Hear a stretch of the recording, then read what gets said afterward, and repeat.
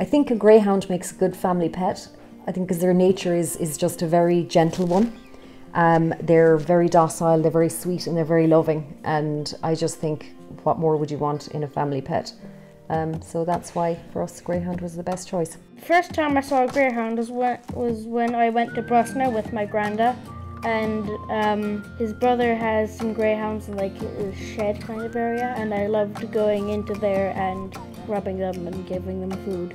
The O'Donnells have a long history with greyhounds. My grandfather and my father, and as I say, my granduncle, and I've always been around greyhounds for as long as I can remember.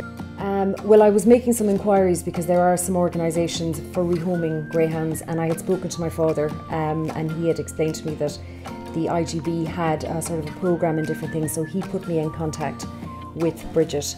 And so when I spoke to Bridget and I explained to Bridget that we were ready to take on a family pet and that we were very interested in getting a greyhound, was where the direction that Daniel wanted to take our new family pet. And Bridget was marvellous from the very first day I spoke to her. Daniel in particular wanted a dog for quite a while, but we were out of the house for a large part of the day. So then we moved home a year ago. So part of that was that we would then introduce family pet, but we had, as I say, a bit more time at home and we were going to be around a lot more. I think the reason that greyhound fits so perfectly into our life is just because they are so big and lazy. I mean, I think 18 hours a day, I think a greyhound would probably lie down for you. So if anything, you're encouraging them to go for a walk.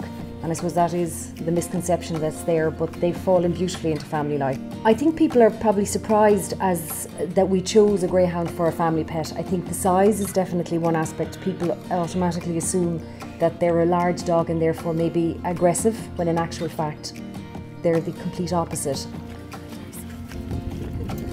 He sleeps up there, like right there, I think. She sleeps in Mum and Dad's room. Yeah. In her own little bed. Yeah. She used to sleep in my room, but right now I have a fort in there and she can't sleep in the fort. Because if she sleeps in the fort, she'll get all of my stuff smelling like dog. And I don't want that.